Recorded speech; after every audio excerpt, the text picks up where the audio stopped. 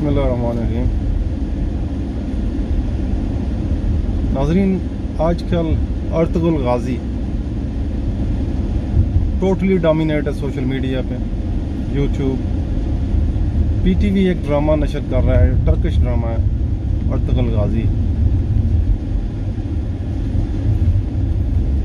बहुत ही हिट जा रहा है। नेटफ्लिक्स पे भी बीट कर रहा है गेम ऑफ थ्रोन को। बहुत तबसरे हो रहे हैं इस पे। अब तक तो सभी को मालूम हो गया होगा कि ये था कौन। 13वीं सदी का करैक्टर, एक टर्किश कबाइल, एक कबीला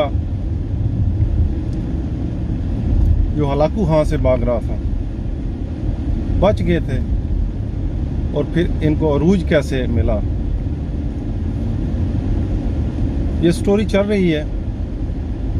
और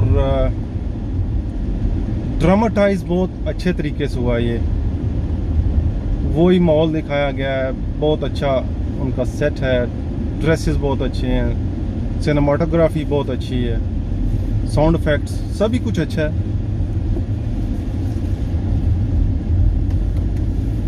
लेकिन हमारे दोस्तों ने बहुत सी उम्मीदें लगा रखी हैं इससे, जैसे दुनिया बदल जाएगी।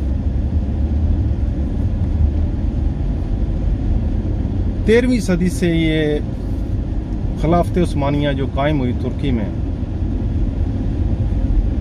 ये अर्तुगरुल गाज़ी का बेटा था उस्मान, जिसने खिलाफत उस्मानिया कायम की। लेकिन अगर हम करैक्टर्स को देखें तो जो अर्तुगरुल गाज़ी का बाप है सुलेमान शाह, वो जब भी बोलता है नपे तुले अंदाज में और बहुत ही अच्छे डायलॉग, और अल्लाह को हर वक्त याद रखता है हर बात में। और अर्तुगरुल भी ऐसा करैक्टर है कि जिसका एक एक बोल बहुत ही ज़बरदस्त है। जैसा कि वो एक जगह पे कहता है कि अगर मेरे कदम दीन के खिलाफ, अल्लाह की हिदायत के खिलाफ या गरीबों के खिलाफ उठें तो मेरी नस्ल दुनिया से ख़त्म हो जाए, मेरा नामो निशान तक ना रहे। तो ये जज्बा अगर हो तो फिर कामयाबी तो मिलेगी, और उसे कामयाबी मिली। उसकी नस्ल 600 साल से ज़्यादा उसने हुकूमत की टर्की पे। लेकिन फिर ज़वाल आया, और इस करैक्टर को इतना ग्लैमराइज किया जा रहा है हमारे स्पेशली पाकिस्तान में। ठीक है, हीरो था, अभी भी है हिस्ट्री में, लेकिन एक चीज़ लोग भूल रहे हैं कि इसमें एक करैक्टर है करदोगलो का। करदोगलो करैक्टर उम्मत मुसलमान में शुरू से ही आ रहा है, खिलाफत राशिदा में भी था,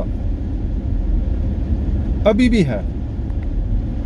ये था, टीपू सुल्तान के साथ भी थे, मीर जाफर, मीर सादक, ये करदोगलो थे। ये विलन थे, गद्दार थे, और इन्होंने ही तबाही की, इन्होंने बेड़ा गर्क किया हर चीज़ का। चलो, ड्रामे में तो उन्होंने पकड़ लिया इसको, लेकिन उसकी वजह से कितनी परेशानी हुई, कितनी ट्रबल हुई, ये आप देख लेंगे, बल्कि देख चुके होंगे। चलिए,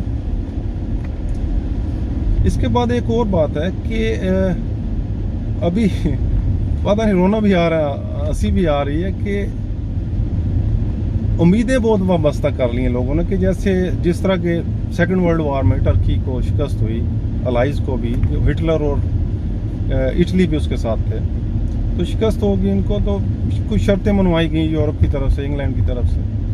100 साल की पाबंदियाँ लगी टर्की पे, बहुत सारी, उसकी डिटेल में नहीं जाऊँगा, बात बहुत लंबी हो जाएगी। तो अभी 2023 में वो ख़त्म होने वाली हैं। तो 2023 में जो उम्मीदें लगाई हुई हैं लोगों ने कि शायद दुनिया बदल जाए, दोबारा खिलाफत आ जाए, पूरी उम्मीद रहना कोई बुरी बात नहीं है, लेकिन खुशफहमी में रहना ये बहुत बड़ी बात, बुरी बात है, अच्छी बात नहीं है। तो खुशफहमी में रहना ये कोई इतना काबिल इस्ताइश नहीं है। लेकिन देखें, हांगकांग भी तो 100 साल बरतानिया के अंडर रहा, अभी उसको कितने साल हो गए निकले हुए, तो क्या बना उसका? कुछ भी नहीं, बल्कि उल्टा वो तबाही के दाने पे है, लोग परेशान हैं। तो ये कुम के अरूजो ज़वाल में बहुत टाइम लगता है और अरूजो ज़वाल आते हैं। ये ऐसा नहीं है कि अभी मैं एक चीज़ देख रहा था कि सोशल मीडिया पे किसी ने लिखा हुआ था कि हिस्ट्री रिपीट इटसेल्फ। मेरे ख्याल में हिस्ट्री रिपीट नहीं करती है। अदवार होते हैं, आते हैं और चले जाते हैं। हर कौम का एक दौर है, आएगा चला जाएगा। हम शुरुआत में चले जाते हैं, सैयदना हज़रत आदम अलैहिस्सलाम का एक दौर था, उसके बाद हज़रत नूह अलैहिस्सलाम का एक दौर आया, और अभी जिसमें हम जी रहे हैं वही दौर है। हज़रत नूह अलैहिस्सलाम के 3 बेटे थे, हाम, साम और याफिस। हाम साम उनका दौर अभी ख़त्म हो चुका है, अभी याफिस का दौर है, और याफिस की औलाद में ही गॉक में गॉक हैं। ये गॉक में गॉक कौन है? वही ये उर्फ़ आम में जाने पहचाने हैं, याजूज माजूज। ये उनका दौर चल रहा है और ये आखिरी दौर है। जी हाँ, ये आखिरी दौर है। इसके बाद जब वो दुनिया पे पिल पड़ेंगे तो फिर सूर फूंक दिया जाएगा, फिर क़यामत आ जाएगी। तो अभी ये दुनिया के फाटकों पे यही काबिज़ हैं, यही कौम है। रशिया साइड ले लें, इधर जापान साइड, उधर ऊपर चले जाएं, ये इन्हीं का दौर चल रहा है। ये हमारा दौर आएगा, दोबारा से आएगा, उम्मीदें लगाई हुई हैं। हिस्ट्री अपनी देख लें, 1000-1200 साल नहीं, 2-4-6 हज़ार साल पीछे चले जाएं। जो कौमें थीं, फ़िरौन की ले लें, फ़िरौन को एक बंदा नहीं था, वो मिस्र का जो भी आता था बादशाह या किंग या जो भी था, वो फ़िरौन कहलाता था। तो उन्होंने कई सदियां हुकूमत की, दोबारा नहीं आए, चले गए, फिनिश हो गए। और सल्तनत रोम, उन्होंने भी रूल किया, चले गए, ना दोबारा आए, ना उन्होंने ख्वाहिश की, ना ही आ सकते हैं। इसी तरह एक दौर हमारा मुसलमानों का भी आया, बहुत अरूज आया, बहुत अरूज आया, लेकिन वो ख़त्म हो गया। अभी अरूज आएगा, उम्मीदें हैं, लेकिन खुशफहमी में रहना ये कोई इतनी अच्छी बात नहीं है, क्योंकि हमारे पल्ले इस टाइम है क्या। अगर 1-2 साल में 2023 में कह रहे हैं कि हम जैसे डोमिनेट हो जाएंगे, लेकिन है क्या पल्ले हमारे?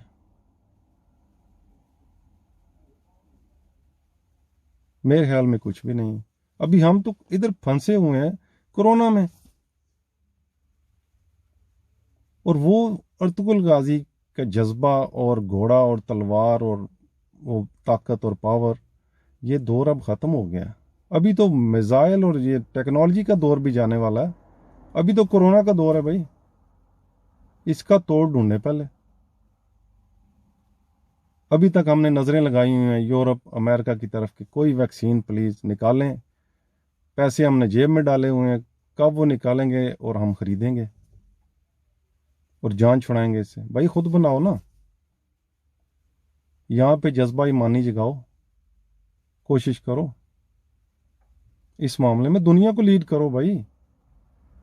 अब दुनिया को लीड कर सकते हो, इस टेक्नोलॉजी में आगे आओ ना, साइंस में आगे आओ।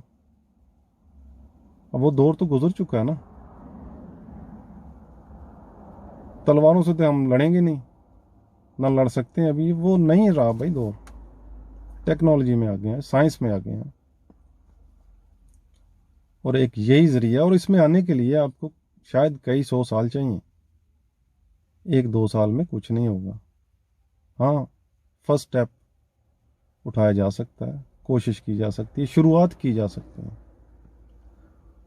और अगर आप ये शुरुआत कर लें तो इंशाल्लाह फिर मंजिल दूर नहीं है, फिर दुनिया आपको फॉलो करेगी। लेकिन उसके लिए वही बात है, जज्बा ईमानी इस मामले में चाहिए जिस तरफ दुनिया अब जा रही है।